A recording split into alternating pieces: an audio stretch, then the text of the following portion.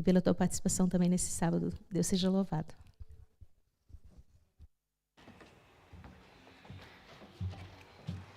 Bom dia a todos. Obrigada pelo convite, Márcia. Apesar de quando ela me convidou eu não sabia sobre o que é que eu vinha falar. Eu pensava que vinha falar sobre violência doméstica mais uma vez.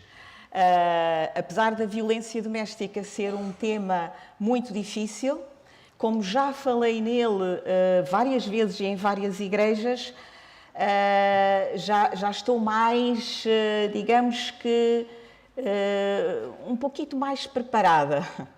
Sobre este tema, é um tema que eu nunca gostaria de falar. Há temas que eu acho que alguns de nós que falam na igreja não gostariam de abordar. Este é um deles, para mim. E quando eu vi o que era, eu não sei se tivesse visto antes, se eu não dizia à Márcia, espera aí um bocadinho, vou ver, pronto. Mas só vi depois, aliás, a Márcia foi-me dizendo, se puderes fazer o programa também da tarde. E eu disse-lhe, eu lembro-me que te escrevi a dizer, eu ainda não li todo o material, eu depois digo-te se consigo preparar também o tema da tarde. Mas quando eu li o material, e eu disse, tu deves ter a mensagem, é demasiado pesado para mim fazer o culto e depois fazer o programa da tarde, que é só para adultos. Foi preparado pela Conferência Geral, é só para adultos. De manhã não estão só adultos. E eu vou, apesar de ir utilizar a linguagem das nossas irmãs, vou tentar que as coisas não sejam tão difíceis como estão escritas.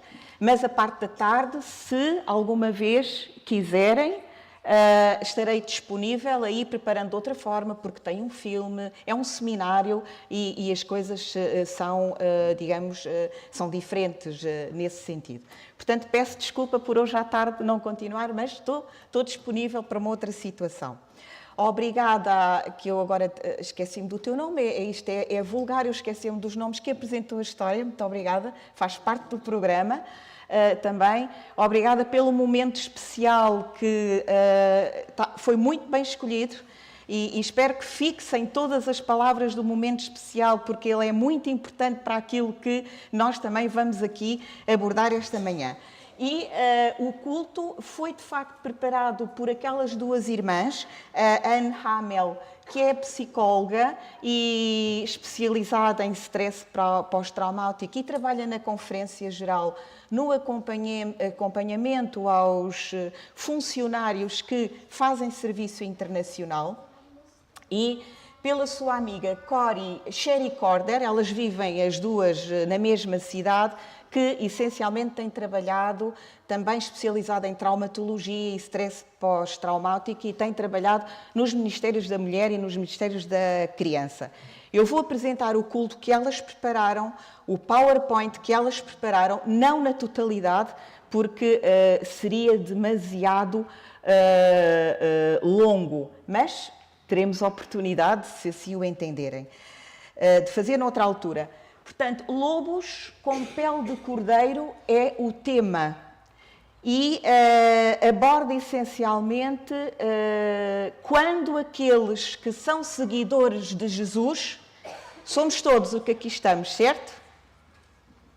Cada um à sua maneira, ninguém julga aqui ninguém, mas todos os que aqui estamos somos seguidores de Jesus. Quando aqueles que dizem que são seguidores de Jesus prejudicam gravemente os outros. E quando é gravemente, é mesmo gravemente. Porque a vida do outro a quem prejudicaram fica muitas vezes interrompida. Não morre, mas é quase como se morresse. Este é o tema, lobos com pele de cordeiro. Vamos lá ver se o... Ok. Este é o versículo que é apresentado, que todos nós conhecemos. Acautelai-vos, porém, dos falsos profetas, que vêm até vós vestidos como ovelhas, mas interiormente são lobos devoradores. Mateus 7:15. Eu nunca vi um lobo. Talvez algum de vós tenha visto. Eu só vi em documentários. Pronto. Até os acho bonitos porque eu gosto de cães e acho o lobo um animal bonito. Mas eu sei que o lobo é devorador. E eu sei que o lobo, e todos nós sabemos, gosta de ovelhas.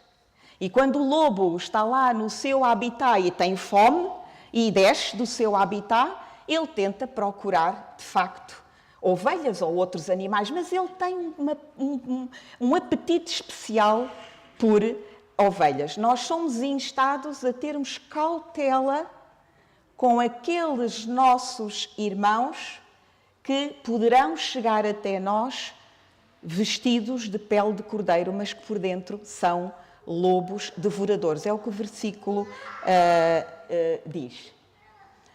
Eu penso que todos nós conhecemos a analogia que compara a igreja a um rebanho de ovelhas. Não é? Portanto, Jesus é o nosso bom pastor. E nós somos ovelhas do seu pasto. Portanto, esta analogia, desde pequeninos que nós ouvimos esta analogia. E Paulo compara os nossos dirigentes, pastores, diretores de escola sabatina, diretores de desbravadores, diretores de jovens, anciãos, diaconisas, tudo quanto seja dirigente de igreja, há os membros leigos e há os que são dirigentes, compara-os a pastores. Todos são comparados a pastores na Bíblia.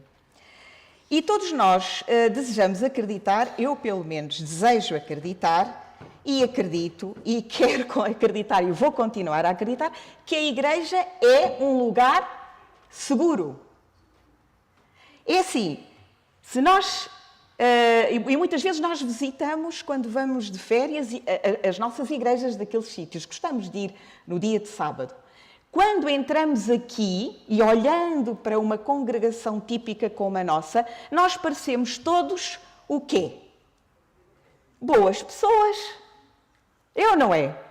Uns mais sorridentes do que outros, uns mais fechados do que outros, mas nós parecemos todos boas pessoas. Nós parecemos todas ovelhinhas do pasto de Jesus. A maior parte de nós é batizado, outros estão a fazer o seu percurso. E eu quero acreditar, e todos nós queremos acreditar, que de facto a igreja é um lugar seguro, tal como a família, a minha família, a que eu pertenço, é um lugar seguro. E como a igreja é a família de Deus, logo a família de Deus, que é a igreja, é um lugar seguro. Eu quero acreditar nisso. Mas hoje vamos, de facto, falar sobre um tema que temos ouvido imenso falar nos últimos tempos, que é o tema do abuso sexual na igreja. Temos ouvido falar muito por tudo o que tem acontecido a nível mundial e nacional acerca do abuso sexual na Igreja Católica.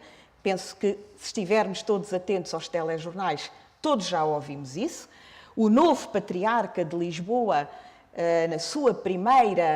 no seu primeiro sermão, creio que nos Jerónimos, disse que uma das suas prioridades são as vítimas da violência, do abuso sexual na Igreja Católica.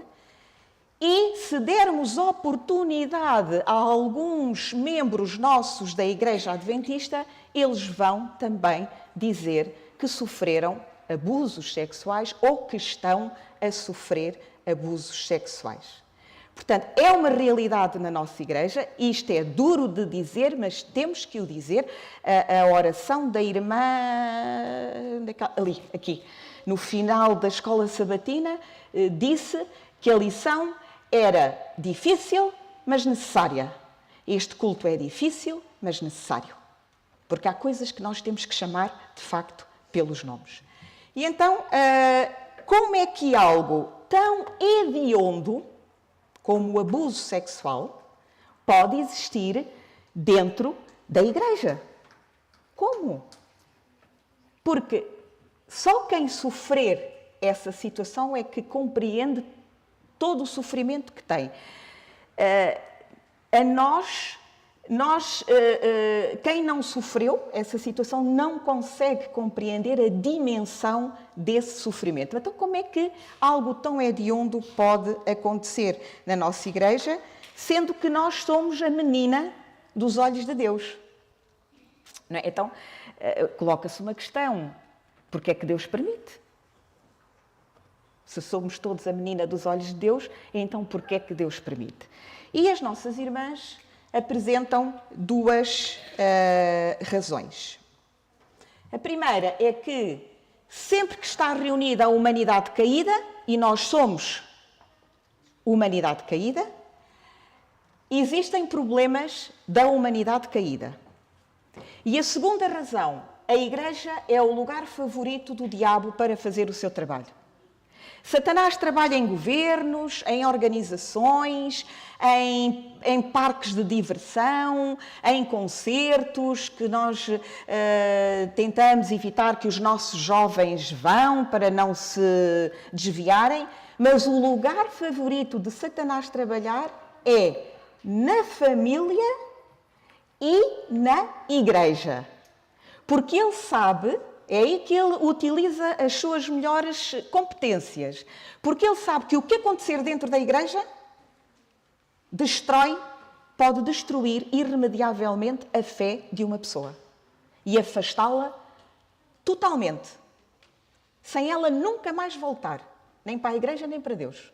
Ele sabe isso. Portanto, é aí que ele trabalha mais. E é por isso que estas situações acontecem na nossa igreja. Por isso, dizem as nossas irmãs, foi criado, e eu por acaso não sabia,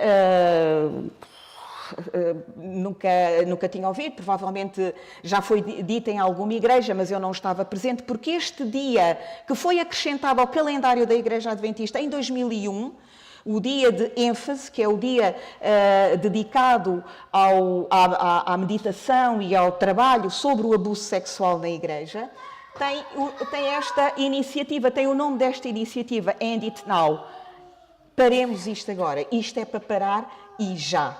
Pronto, e são desenvolvidas várias iniciativas em termos de prevenção na nossa Igreja, a nível mundial, e penso que neste momento a nossa União também já terá uma série de material que está, digamos, ao serviço de todas as pessoas, essencialmente dos dirigentes da Igreja, para prevenir ou então para intervir em situações como estas. E os objetivos desta iniciativa são estes três.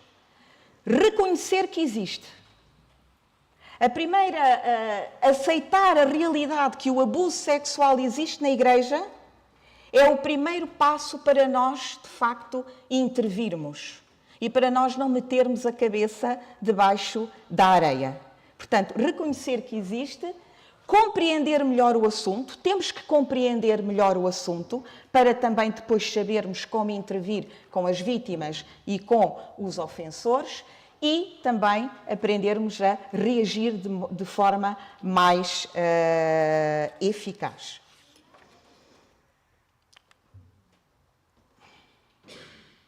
Devia de aparecer aqui... apareceu, tinha que aparecer.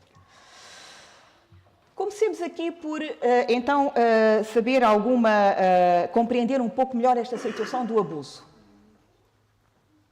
Na maioria dos casos, o abuso sexual de crianças é cometido por alguém que a família e a criança conhece. Não tenhamos ilusões, irmãos. O abuso sexual não é cometido por um estranho que saltou da janela naquela noite e entrou em casa.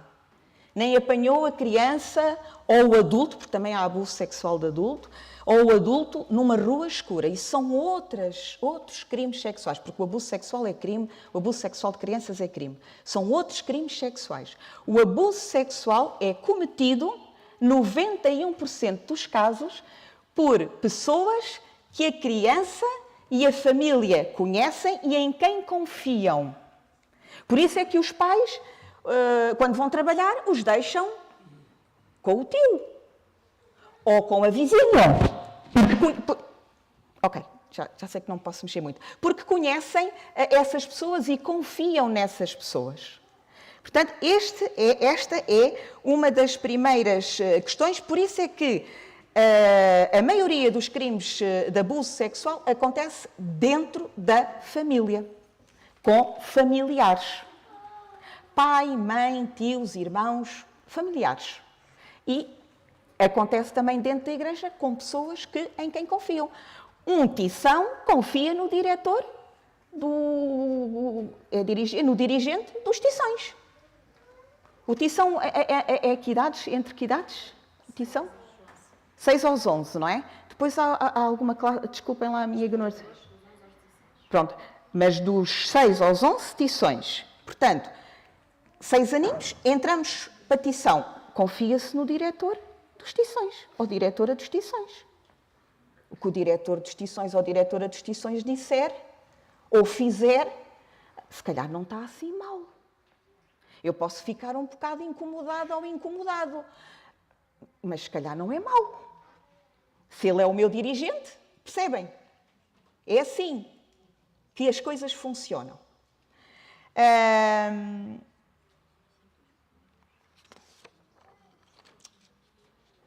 Desculpem. Ok. O culto que foi preparado apresenta estas 7 histórias reais. Os nomes também são reais, não têm os apelidos. De vítimas que conseguiram dizer que na nossa igreja foram abusadas.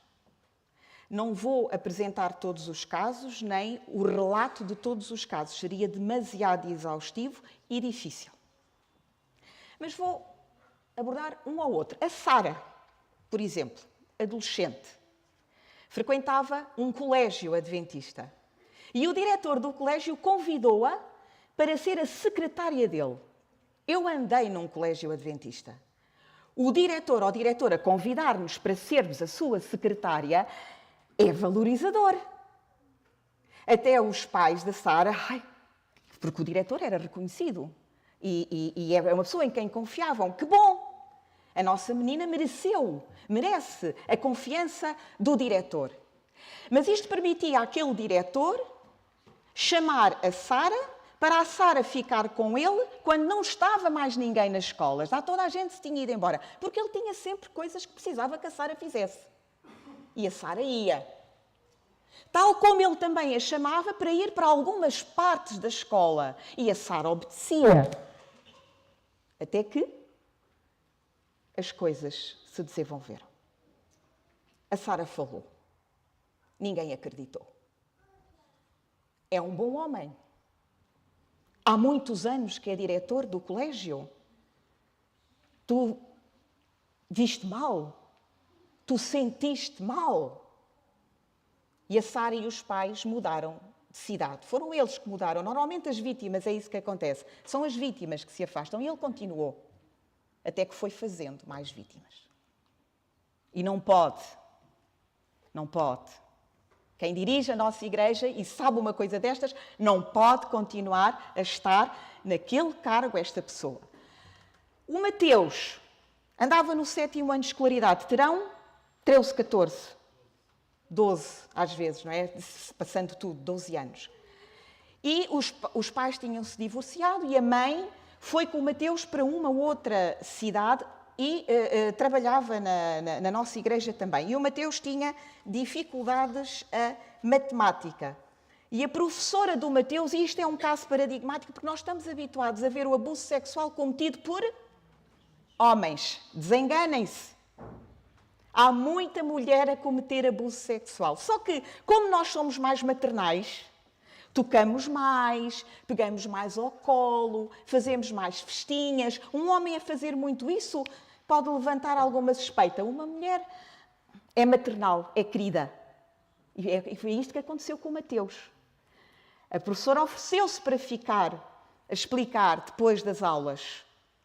Até que começou a tocar indevidamente, sem consentimento, no Mateus. E quando o Mateus disse à mãe, também ninguém acreditou. Tanto é que ela foi considerada a melhor professora do ano. desse ano. Depois temos, quem mais? O Davi também andava numa universidade nossa, mas estava longe, num dormitório, e foi o seu conselheiro espiritual, eles tinham conselheiros espirituais, e foi o seu conselheiro espiritual que, de facto, abusou do Davi. A Brenda, por exemplo, adulta, tinha-se separado e estava completamente quebrantada e partida pelo seu divórcio e pediu apoio ao pastor da sua igreja. E o pastor, gentilmente, começou-lhe a dar apoio. Só que o apoio também era sempre quando não estava ninguém na igreja. E a Brenda também não achava isso muito mal, até que... E quando ela se apercebeu e quis falar, começa a chantagem. Porque, irmãos, nós não temos a noção da chantagem de um abusador. Não temos. A chantagem que é feita, as ameaças que são feitas. Se tu contares, este pastor em causa, por exemplo, dizia, se tu contares, eu mato-me. Não se mata nada, porque ainda não vi nenhum abusador matar-se daqueles com quem trabalho. Nunca nenhum se matou, até agora. Se calhar pode haver algum, mas nunca nenhum se matou. Ou, se tu contares, eu vou dizer que é mentira, que eu nem sequer te conheço. E foi isso que ele disse, realmente. Quando ela conseguiu, com a ajuda de amigos, contar, foi isso que ele disse. Não, nunca vi esta irmã. E ela era da mesma igreja. Sabem que não é difícil isto acontecer. Nós conseguimos compreender. O que é que Caim disse a Deus? Ele tinha acabado de matar o Abel. E o que é que o Caim disse a Deus? E isto já foi no início. Quando Deus lhe perguntou, Caim, onde é que está o Abel? O que é que ele disse? Diz. Exatamente, por acaso, é o que ela está a dizer, por acaso sou o guarda dele? Não sei. E ele tinha acabado de o matar. Portanto, com tantos anos de pecado em cima que nós temos, nós todos refinamos a maneira de mentir, de dizer que aquilo não foi verdade e de fazer crer aos outros que quem está a mentir é a vítima. Portanto, nada aqui nos espanta. E em todas estas situações que houve abuso, não houve inicialmente violência. Portanto, o abuso começa sempre de uma forma insidiosa. No caso da Brenda, começou por o pastor, quando depois de cada conversa se ajoelharem para a oração, agarrar nas mãos, pegar nas mãos dela para orar. Começou por aí. Que ao princípio, à partida, até pode nem ser. Eu posso... Pois isto depois também depende da vulnerabilidade de cada pessoa e como é que a pessoa está. Eu posso pensar, se eu for falar com o pastor e o pastor diz assim, vamos orar, e depois oramos, pega-me nas mãos, eu sou capaz... Espera lá, o que é que se passa aqui? E sou eu. Mas algumas mulheres, que eu não posso julgar, podem não sentir isso, podem entender isso como um ato gentil e de carinho na altura. E começou por aqui. Percebem? É insidioso, não houve violência, mas há um denominador comum. Há sempre alguém que tem poder e alguém que está vulnerável.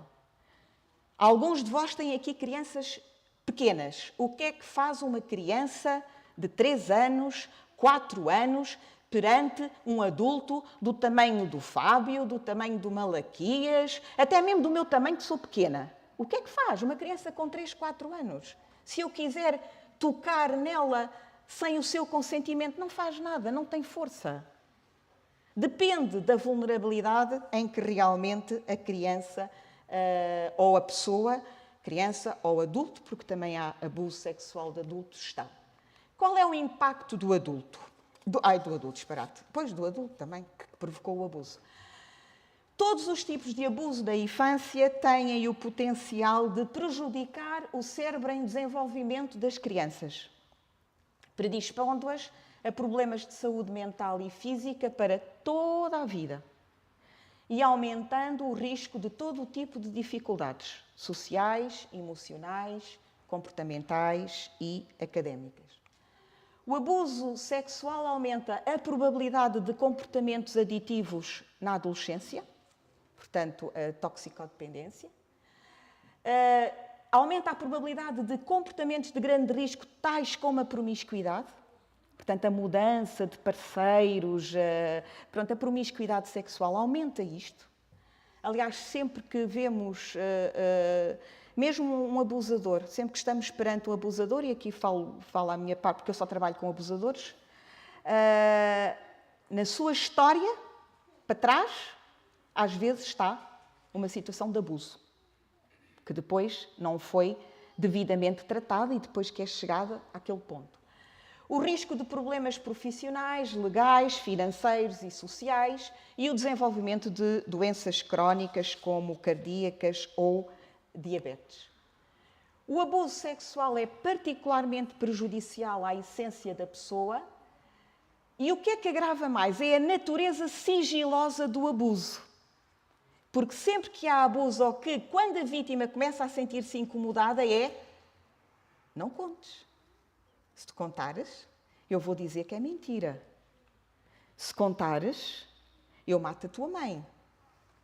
Se contares, eu também te mato a ti.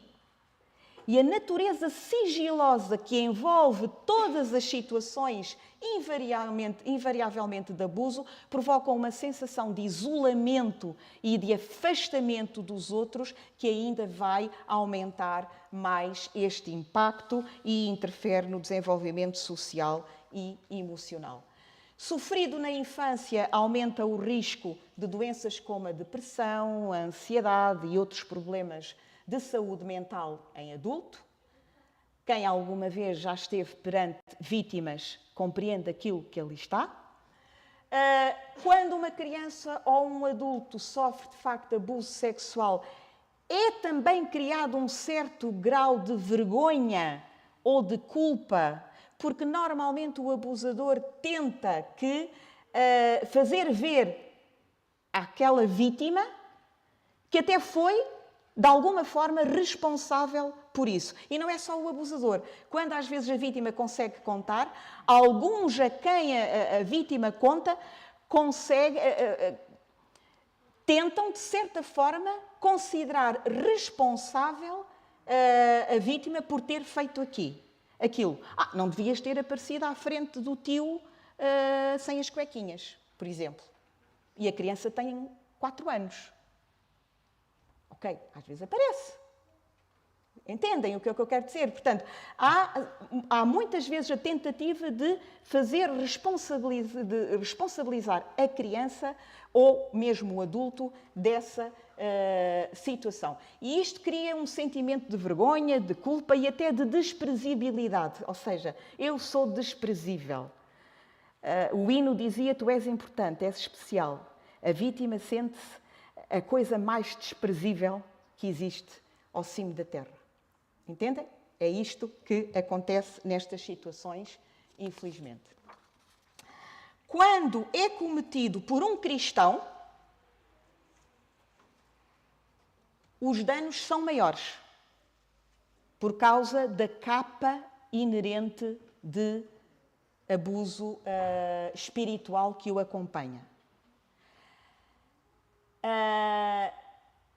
Isto porque o trauma e o abuso fazem sempre com que uma pessoa questione a sua fé, as suas convicções. Porquê é que isto me aconteceu?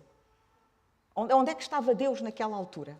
Se eu sou seguidora, se eu sou crente, onde é que Deus estava naquela altura que isto me aconteceu? Não é? Mas, se é cometido por alguém que tem autoridade espiritual, e aqui, tanto pode ser o pastor, como o dirigente de jovens, como o dirigente de bravadores, tem autoridade espiritual, pode realmente destruir por completo a fé da pessoa. E por isso é que Satanás trabalha mais dentro da igreja. Mas depois também há uma situação importante que nós temos que reter. É que o impacto do abuso em alguém é determinado em grande medida pelo nível de estabilidade social e emocional da vítima antes do abuso. Isto para dizer o quê? Que as vítimas de abuso são normalmente as pessoas mais vulneráveis. Sejam crianças, jovens, menos jovens ou adultos. E são as que têm menos falta de estabilidade social. Por isso é que a incidência de abuso em crianças incapacitadas, em crianças com um certo nível de deficiência mental, em crianças que estão institucionalizadas, é maior. Porquê? Estão mais vulneráveis. E dificilmente alguém acredita que se estejam a expressar da melhor maneira. Uma criança que tenha síndrome de Down e que não consiga expressar-se tão bem, dizer que está a ser abusada pelo seu professor de escola sabatina ou pelo seu diretor de jovens, é mais difícil acreditar porque não estará a ver bem as coisas. Se é difícil a outra, uma criança com síndrome de Down, e cada síndrome de Down pode ter um autismo, pode ter um problema qualquer ao nível de saúde mental. É mais difícil acreditar e primeiro é mais difícil de expor. Estas crianças, estas pessoas têm mais dificuldade em expor. E depois é mais difícil de os outros acreditarem e levarem a que falem do assunto. Depois, este impacto do abuso também é determinado pela resposta dos adultos, pela resposta que é dada por aqueles que ocupam posições de autoridade. Como a Márcia dizia muito bem, é difícil contar. Quando alguém ousa contar, já chegou a um extremo. E às vezes, quando conta, vêm uma série de outras pessoas que vão contar. Também me aconteceu. E até foi com a mesma pessoa. No caso do David, o conselheiro espiritual, o conselheiro espiritual dele já tinha recebido repreensões por escrito da união local, já lhe tinham dito que ele nunca podia ir ao ginásio acompanhar os seus alunos, mas ele continuou sempre no mesmo sítio. E se o tivessem retirado, se calhar o David não tinha sido vítima. Percebem? Portanto, há aqui... quando alguém conta, e às vezes não conta porque até se está a sentir responsável por aquilo que aconteceu, é importante dar a voz a esta vítima e tentar saber realmente o que é que se está a passar. Se a vítima não for ouvida, ou se toda a sua história for desafiada ou questionada, o impacto vai ser intensificado. Porque a vítima não se vai sentir só como se estivesse a ser violada na sua intimidade, mas também desprotegida. Ninguém a vai proteger. E até insistem que ela tem que continuar a estar com aquela pessoa. Há uma atriz de novela portuguesa, que eu não me recordo o nome, que deu há pouco tempo uma entrevista com ela, em que ela falou dos abusos que foi vítima na infância. Ela tem uma filhota com 4 anos. E ela dizia: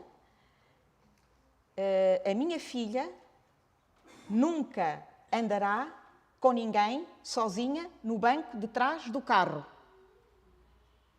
Estão a ver quando é que acontecia? Às vezes? Um familiar, eu estou a conduzir, a minha filha está lá atrás com o meu cunhado, o meu pai, o avô, e está a ser tocada indevidamente. Esta foi uma das situações que ela falou. A minha filha nunca irá dormir à casa de nenhum familiar. E eu, quando ouvi esta entrevista, uma entrevista pesada, ela é uma moça jovem, nova, ainda há pouco tempo esteve no Colombo, numa reportagem fotográfica que houve no Colombo sobre abusos sexuais. Ela dá a voz sobre a defesa das vítimas de abuso sexual em Portugal. Eu pensava, esta criança tem 4 anos. O quanto esta mulher ainda está partida, e ela está em terapia e tem que continuar, que ela já está a dizer o que é que a filha não vai fazer, que ela não vai deixar. Então, como é que esta filha não vai compreender que nunca pode ir dormir à casa de uma amiguinha? Porque às vezes querem, não é? Aqui na igreja também vão, não vão? Então, como é que ela vai compreender? Estão a ver o que é que isto, não só na pessoa, mas vai prejudicar na outra geração de filhos que vem. Portanto, esta situação de realmente ser questionado, ser desafiado o que está a dizer, se calhar não estás a dizer bem, se não te magoou, qual é o teu problema? Não magoou, pois não? Se ele admitiu, até está a ser sincero, honesto, portanto vamos esquecer o assunto. É algo que vai aumentar este impacto. Nós temos muita dificuldade, irmãos, em acreditar que uma pessoa em quem confiamos, que é um dirigente da nossa igreja, a quem confiamos os nossos filhos, que é um dirigente de uma das nossas escolas, que fala tão bem, que é tão calmo ou tão calma, é capaz de ter o ato destes. Nós temos muita dificuldade em acreditar, porque a dissonância cognitiva, e isto é o termo técnico que utiliza, que cria, é tão grande que faz com que seja mais fácil acreditar que a história está a ser inventada, ou no mínimo exagerada, do que acreditar que aquela pessoa fez ou está a fazer mesmo aquilo. E este é um dos motivos porque às vezes as vítimas ficam em silêncio. Porque acham que ninguém vai acreditar na sua história. Eu não digo que não tenhamos que ver os pontos todos. É preciso termos cautela, acautelai-vos, é o que dizia o primeiro versículo. Precisamos de ver as coisas todas, não vamos partir do princípio que toda a gente que abraça ou que aperta está a abusar. Não, estamos a falar de situações específicas não consentidas e temos que ver as situações, porque um abusador, quando faz uma vez, o lobo vai deixar de comer ovelhas? Vai? Vai. Sabem quando? Quando?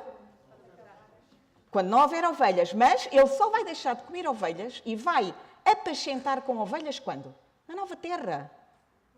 Não há hipótese. O lobo não vai mudar a sua natureza aqui. Vai continuar a comer ovelhas. Um abusador, meus caros,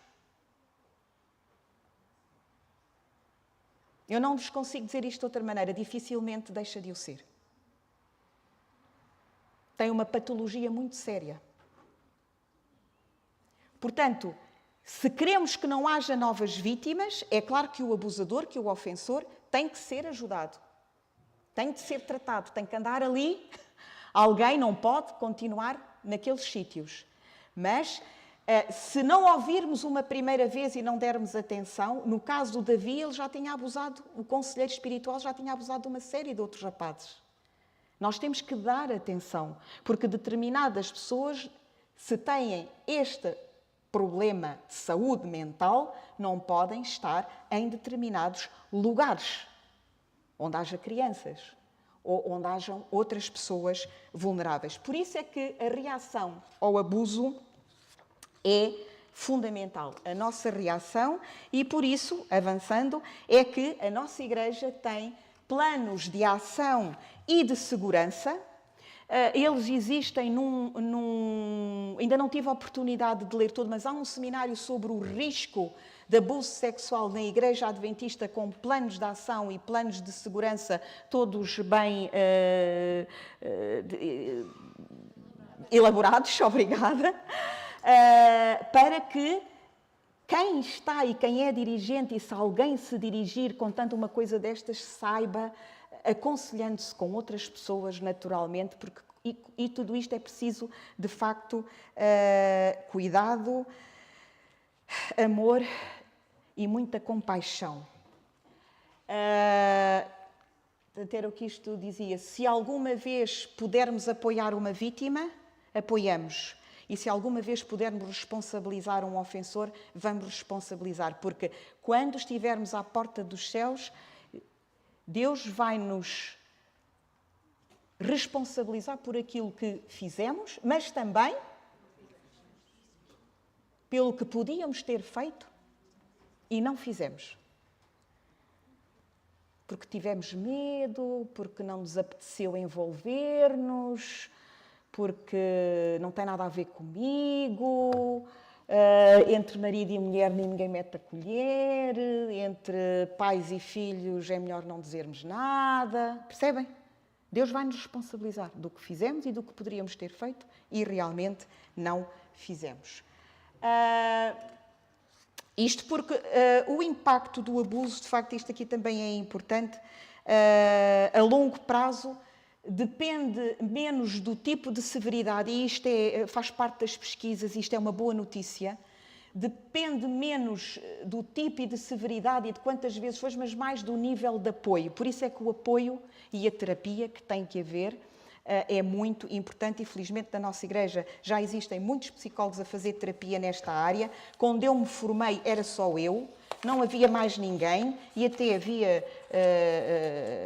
dirigentes da igreja que acharam muito mal eu ter tirado o curso de Psicologia. Pronto, eu não lhes liguei, não lhes dei importância nenhuma, mas acharam isso e disseram-me isso claramente. Felizmente que hoje não é assim, porque é necessário, estas pessoas precisam de terapia.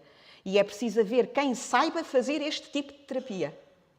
E é preciso haver quem saiba lidar com os ofensores e com os abusadores também, para eles não continuarem.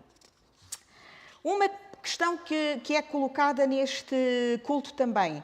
O abusador deve ser perdoado? Deve?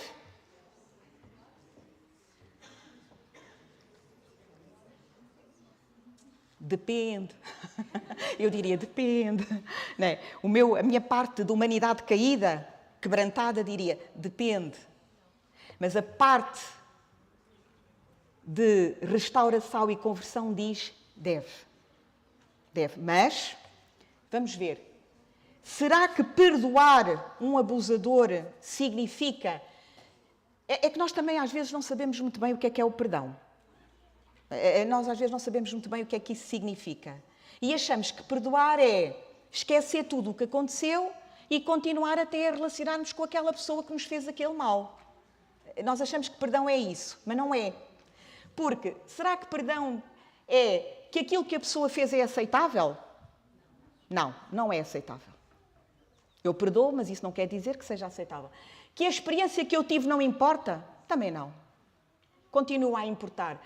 Que eu vou continuar o meu relacionamento com aquela pessoa como se nada tivesse acontecido? Também não. Nem sempre, apesar de nós querermos e de todos pregarmos que é importante que os irmãos vivam em união e que haja harmonia, nem sempre é recomendado e é possível continuar a haver o relacionamento entre a vítima e o abusador, mesmo sendo da mesma família ou mesmo sendo da mesma igreja. Portanto, também não. Que eu fico com esta dor e sofrimento, mas a pessoa não tem que sofrer as consequências? Também não, tem que sofrer as consequências. Há consequências legais. O abuso sexual é crime, portanto, tem que sofrer as consequências, sejam elas quais forem. E como é que eu posso perdoar alguém que não faz um pedido sincero de desculpa, que não admite que fez? A maior parte das vezes não admite que o fez. Então, o perdão aqui apresentado pelas nossas irmãs é no sentido de eu conseguir, como vítima, depois de muito apoio, de muita terapia, deixar de ter ressentimento. E, como dizia o primeiro hino, só Deus, só a vida com Deus, apesar disto ter acontecido e oh meu Deus, há coisas que eu não consigo entender, que eu não vou conseguir perceber porque é que aconteceu, mas com Deus apenas a minha vida só faz sentido com Deus. Isto é que é o perdão apresentado aqui. E ao deixar de ter ressentimento, eu não preciso continuar a relacionar-me com a vítima, eu não vou esquecer, porque dificilmente esquecerei um trauma, mas ao deixar de ter o ressentimento, eu conseguirei libertar a minha mente e viver de uma outra forma. Deus criou os nossos corpos com capacidade para sarar feridas quando nos cortamos e doenças. O nosso corpo reage a isso. Também criou o nosso cérebro e a nossa mente com capacidade para regenerar de traumas muito difíceis e quase inconcebíveis de perceber, com os quais alguns de nós, infelizmente, na sua vida se confrontem. Portanto, isto é uma boa notícia. No entanto, A Bíblia fala destes abusos, as histórias estão todas aqui, não as vou falar, mas se os irmãos quiserem, além da história que foi contada, também são estas. Também estão lá estas todas, em todas há tal relação de poder. Davi, Batseba, Simão o fariseu e Maria, filhos de Eli, etc. E, de facto, a única resposta para esta situação é que Deus cura. Só Deus pode curar. Mas eu tenho que ter a tenacidade como vítima de querer sarar. E depois, com o apoio clínico que é obrigatório ter, as coisas poderão, de facto, chegar a um ponto que eu consiga iniciar e manter relacionamentos saudáveis, porque nem todas as vítimas de abuso depois não quer dizer que não os consigam ter, portanto, mas é depois desta tenacidade realmente de sarar. Como as nossas irmãs disseram que nós podíamos dizer uma ou outra coisa que não estivesse aqui, eu sei que a hora está adiantada, o culto, eu quando vivi que era realmente muito grande e cortei imenso, como podem ver, mas eu só queria partilhar convosco uma experiência pessoal. Eu terminei o meu curso de Psicologia em 1988. E na altura, na Igreja Central, a irmã Dina, que faleceu já há imensos anos, abriu, eu creio que foi o primeiro restaurante de comida vegetariana. Foi, não foi? Eu acho que sim. Na Avenida de Madrid. Uma paralela à Avenida de Roma. Ela e o marido abriram aí o seu restaurante de comida vegetariana. E que tinha muita gente. Naquela altura era uma surpresa a comida vegetariana. Estamos a falar há 30 e tanto tempo. 36 anos atrás. Pronto. E em 89... 89 faz 35 ou 88, 36? 30 e quê? 36, não é? Exato. Ok, obrigada. E ela disse-me assim, Cristina, eu tenho lá um canto e eu conheço tanta gente da igreja que precisava de ir a um psicólogo. Assim, Dina, mas tu sabes que... Olha, que eu como psicóloga, este curso não está a ser muito bem visto na igreja. Não ligues, filha. Ela era essencialmente amiga da minha mãe, portanto, muito mais velha. Não ligues, filha, não ligues ao que alguns pastores dizem. Dizia-me ela tinha assim um ar muito magrinha e tal. Não ligues, eu tinha assim, via mal, tinha os dentinhos para fora, parece que estou a vir a Dina. Não ligues, filha, ao que alguns pastores dizem. Olha, eu tenho lá um cantinho, o que é que achas de teres ali o teu primeiro consultório? Eu precisava de consultório para poder fazer o estágio terapêutico na Associação Portuguesa de Terapias Comportamental e Cognitiva. E aceitei. Pronto. Um dos primeiros casos que me parecem foi uma senhora que na altura tinha 80 e muitos anos, portanto, deduzo que já faleceu, como é lógico, que chorava do princípio ao fim, era da nossa igreja, chorava do princípio, chorava e só dizia, eu quero que a irmã veja, porque como ela sabia que eu era da igreja, portanto, nunca pus essa questão, eu queria que a irmã falasse com a minha filha, a minha filha tem que me perdoar a mim e tem que perdoar o pai. Eu disse, mas o seu marido já morreu. Ok, pronto. E eu disse, olha, eu posso falar com a sua filha, mas só se ela quiser. Ninguém pode obrigar ninguém a vir a uma consulta de psicologia, a uma consulta de terapia. Eu vou tentar. E, de facto, passado umas semanas, eu tinha uma mulher de 45 anos no consultório, que me entrou aos berros no consultório, a esbracejar e a dizer... Você não me vai dar nenhum estudo bíblico, você não me vai falar nada da igreja. Uma agressividade e eu, sentada com os meus 28 anos, sem mexer. Não. Este espaço não é para estudos bíblicos. Este espaço não é para confissão. Este espaço não é para conversão. Isto é um espaço terapêutico. Se a senhora tiver algum problema... e que nós possamos ver e eu possa ajudar. E depois eu não tinha mais ninguém naquele dia, só tinha aquela pessoa. Portanto, aquilo demorou muitas horas naquele primeiro dia. E então ela começou-me a falar dos abusos que desde 3, 4 anos foi sendo sucessivamente vítima do pai. Abusos sexuais, abusos físicos. E o pai era ancião da igreja e assim continuou até falecer. Não valia a pena ela dizer. A mãe também sabia. Nunca ninguém acreditou nela. E eu fui a primeira vez, irmãos, confrontada com uma coisa que eu achava que não existia na nossa igreja. E esta primeira vez foi muito dura para mim. Porque eu vi uma pessoa completamente... Eu não sei se a senhora já faleceu, tinha 45 anos na altura. Talvez não. Não sei se depois do tempo que estivemos ali, se a senhora alguma vez voltou para a igreja ou não. Não sei, porque entretanto a vida dá voltas. Eu vim para Caldas da Rainha e perdi todo o contacto. Mas ao confrontar-me com aquela situação, eu própria, eu estava habituada a ver aquilo nos livros. Ou até nos consultórios, porque eu fiz estágio na Associação de Violência das Mulheres. Portanto, eu estava muito habituada já a contactar com vítima dentro da igreja. Não, eu pensava que não. Muito menos de pais para filhas. E tão pequenina. 4 anos é muito pequenina. Não sei aqui quem é que tem filhos com 4 anos, mas é muito pequenina. Irmãos, é muito difícil, ainda hoje me é difícil, ler sentenças até ao fim de pessoas que estão presas por abuso sexual. Chega uma altura que eu já não consigo ler mais. É hediondo, é dramático aquilo que é feito com as vítimas.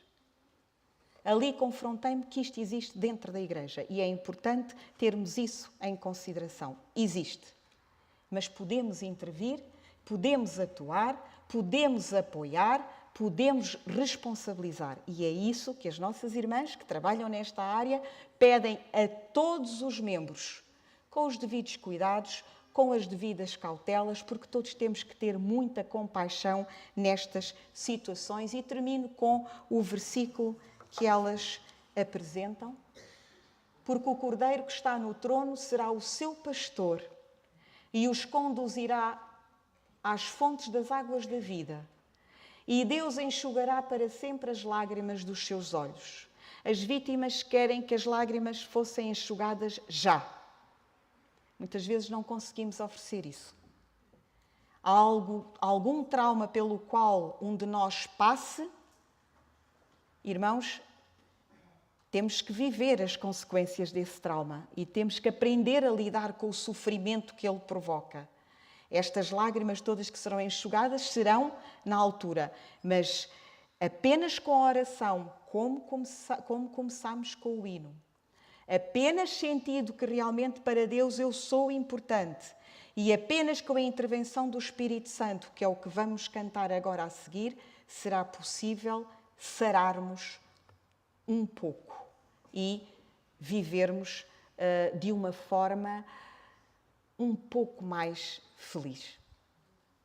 Que Deus nos ajude, que Deus livre as nossas crianças, as crianças desta igreja, de uma situação de abuso dentro da igreja ou nas famílias. Que Deus nos ajude também a saber lidar, quer com vítimas que nos apareçam, eventualmente, quer com abusadores que também nós tenhamos conhecimento. Um sábado feliz para todos e que Deus nos ajude, de facto, a sermos ovelhas, mas a termos muita cautela com os lobos, vestidos de ovelhas. Porque o lobo vai sempre querer caçar ovelhas. Só quando Jesus voltar é que ele vai chegar à conclusão, afinal isto não era tão bom assim. É melhor estar junto da ovelha sem lhe fazer mal. Percebem?